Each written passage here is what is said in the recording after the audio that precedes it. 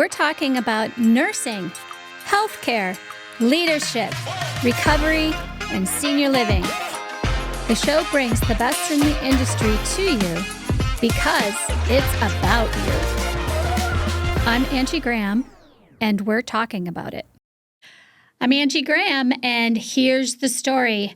Let's get into it. The big, beautiful bill. What does that mean for seniors and senior care?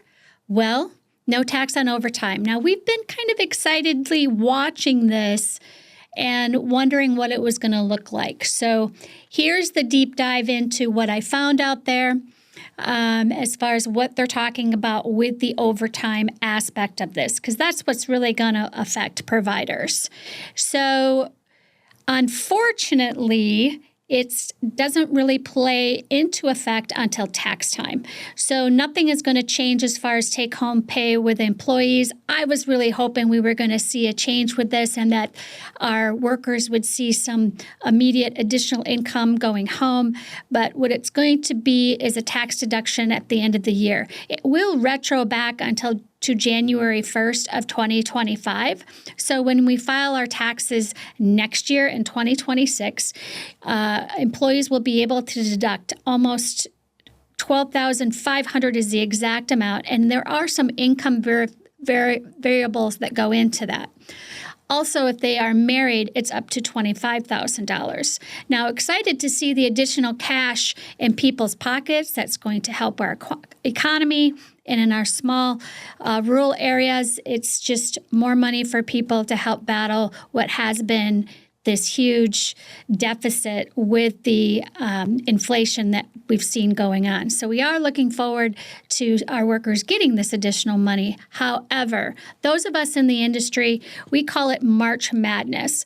March Madness is when employees, a lot of them in March, will have their tax return. What does that mean? Well, that means that employees go on a sabbatical. So this is additional money for employees to go potentially on sabbatical. Thus, doesn't really benefit us a whole lot in the industry other than we know we have to do some additional hiring. But hey, if this is how they want to use the additional income is take some time off, some well-deserved, go travel around the world for a month and then come back to work. You know what? We've been dealing with this already for a long time. So more money for our workers is always beneficial to everyone all around in business. What it doesn't do is it doesn't give any employer tax relief. So what's happening is we're still deducting taxes out of that pay. Employers are still paying additional tax money, so there is no real benefit to employers, only to healthcare workers that are working overtime. Also benefits the nurse. So if a nurse, for example, making $80,000 salary and $15,000 of that is in overtime, they will be able to deduct that. So like I said, there is some income limits involved, so you can go out there and check that out for more information as far as benefits. So what also may benefit us is there are some cuts in this bill regarding Medicaid services, which will trickle down to individuals that are on state programs. That is incentives for people to get back out there and go to work. We are looking forward to that because with some of our employees, we do hear, oh, I can't work over a certain amount of hours. It's going to affect my benefits, which for us as employers always seems frustrating that there is an incentive to work, but rather the incentive for benefits is not to work. So hopefully the state can get wrapped around this and do a better job of incentivizing employees to go to work. For example, Badger Care. I would love it if employees could maintain their health benefits through the state, but be able to continue to work full-time hours or more hours and it not affect their Badger Care benefits. Seems to me that healthcare is something that everyone needs, and we shouldn't be penalizing people by their income limits to go to work. So legislators, can we figure this out and incentivize people to go to work instead of not working? That seems to me would benefit our employees overall. Now, we put a lot of money into healthcare services as far as incentives for finding healthcare workers. So wouldn't it be a benefit that we offered healthcare, Badger Care services to healthcare workers? Perhaps legislators, we should think about that. There is the Wisconsin Caregiver Career Program, in which Wisconsin has approved funding to go into, which will promote healthcare-related jobs. Hey, I'm on board with anything that will help. So if we're doing that, I'm all for it. How can us as employers partner with this and get out there and provide opportunities for people to enter the industry? So that's important. Wisconsin also passed their budget, and with their budget, they expanded some family care program and funding, which is great, including rate limits as far as minimums go. This is something that providers really need to have happen in the industry, and I'm happy to see this. However, some managed care organizations have already found loopholes in ways to reduce rates. So we need to really work on closing that. While they're not supposed to be lowering our rates, here we are again with managed care organizations. It's always been a struggle between providers and the managed care organizations. So who are the managed care organizations, and how does this work for providers? Well, managed care organizations is who manages the family care funding, the state funding, the taxpayer money that goes into funding individuals in assisted living, the industry that I'm in, that don't have the money or the ability to pay privately. So they go into the Aging and Disability Resource Center, and they can get approved for programs through the state that will help pay for long-term care in assisted living for seniors. That funding comes from the state through the Family Care Program, and it is managed by managed care organizations, or in the industry, we call them MCOs. MCOs are owned by insurance companies. Yes, you heard that right. MCOs are managed, taxpayer money are owned by insurance companies. So My Choice Wisconsin was acquired by Molina, who is a subsidiary of Humana, and Inclusa was acquired by iCare, also a subsidiary of Humana. So these two acquisitions happened back in 2023. So it does make you wonder, the managed care organization, managed care business can't be too bad if the insurance companies are getting in on the game.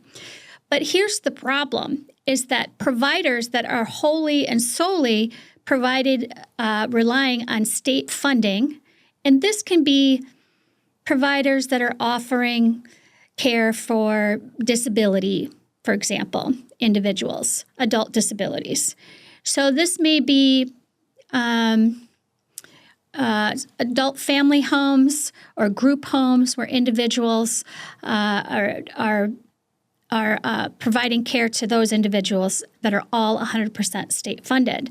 What's happening out in the industry, or what I'm hearing about, is that they're having a really hard time finding help.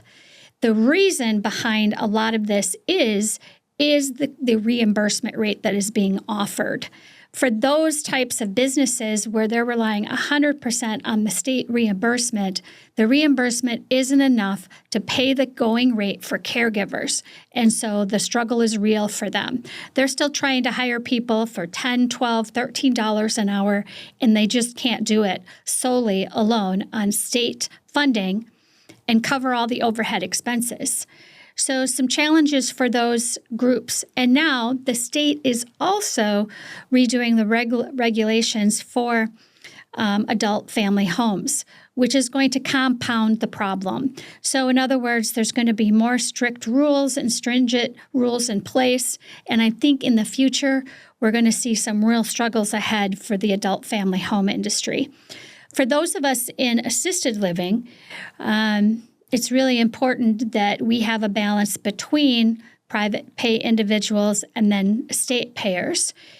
This is why it's really hard as a provider to stand alone on just the state reimbursement. It's just not enough. That's the facts of where they are. Where the employees want to be paid, you cannot hardly survive on just the state reimbursement. Not when you have the MCOs in the middle and they're also taking away a profit from those taxpayer funds. Yes, ladies and gentlemen, I said a profit. They know they're not a nonprofit. These are owned by insurance companies, and there is a profit that's taken by the middleman before it comes to the provider. So let's keep that in mind.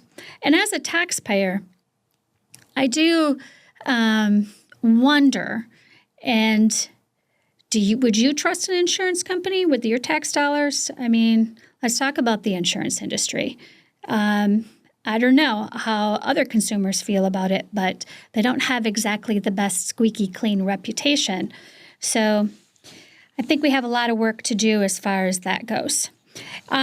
With these acquisitions with Molina and iCare, the subsidiaries of Humana, there won't be really any change as far as those individuals that are partaking in the programs. That will continue. But for providers, we have to make adjustments accordingly based on what the state reimbursements are. And in our industry, particularly, we have to limit how many individuals that we have on the state aid. Otherwise, it's just too hard to maintain a quality care standard for the individuals that we're taking care of. Also in news is Big Pharma being sued. So a lot of Big Pharma lawsuits, Pfizer, Johnson & Johnson, Merck, and so forth. It goes on and on and on. Kickbacks, drug pricing fraud, all kinds of things going on here.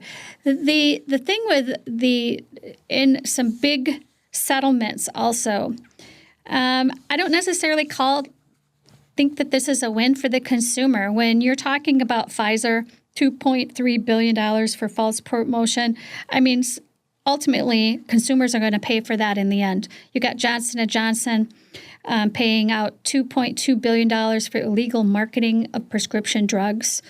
Again,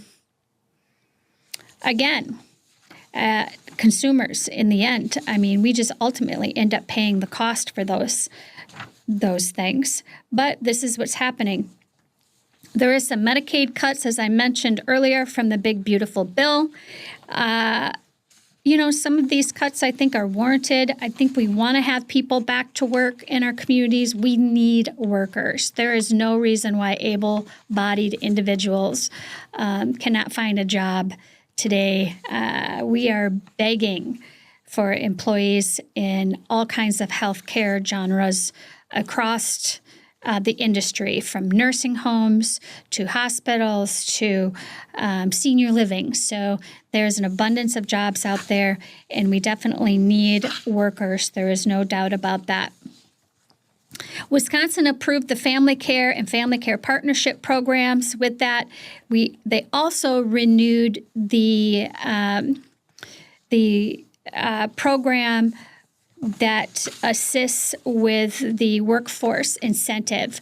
That was really important for senior living. It's some additional funds, although the question remains how it's really dispersed. Again, that goes to the managed care organizations somehow through the state. We're all kind of not real sure how all that works, but in the end, there is an additional check that is paid to with the workforce funding. It would be good if we could have some transparency on how that is exactly funded, but maybe someone out there knows and can provide the answers, because I'd really like to know, and I know some other providers would like to know as well. But some things you just not real sure with the funding that is trickling down. So what's going to be ahead of us for the rest of the year? I think all of this is good news. We've had some uncertainty as far as if the state was going to approve this budget, and we were sitting waiting to find out if the workforce incentive was going to be there. It definitely makes a difference. The workforce incentive goes directly back to the employees through benefits and the pay that we pay. So it does make a difference for providers. There has been some cuts regarding hospitals through the big, beautiful bill, some hospital funding. This is concerning with the rural hospitals. We're already suffering in rural areas with hospitals. We really need our hospitals in rural areas, as well as our nursing homes in rural areas. We have seen several nursing home closures. We used to really frown at nursing homes. They used to take all of our loved ones' money, and we didn't like nursing homes. But nursing homes have had really a financial struggle to stay alive. So nursing homes are having a financial struggle. Hospitals are having a financial struggle. And nowadays, it only seems like the insurance companies are winning. I don't know about you, but I definitely see the trend. Assisted living, well, we're trying to hold our own. In some areas where you have to be more reliant on state aid, it's a tricky game, and you have to be very careful. Otherwise, you can get yourself in financial trouble. You do have to have the balance. So provider end of things aren't as lucrative as they were in the years past. Now, the only ones that seem to be winning still are the insurance companies. And now insurance companies have their hands on your tax dollars. So again, really interesting. I'd like to learn more and talk more about that and see how that all comes together. And I'm not real sure on the regulatory requirements as far as the accountability with those tax dollars. I'd like to learn more about that. So if you can help me out with some answers, I would love to know. And as a matter of fact, we could have you on the show, then you could talk more about how the MCOs are regulated from the state and funding, and how the funding works coming down to the providers. If we could get more educated on this, I would love that. I'd love to talk to someone out there that can help us with the understanding of that.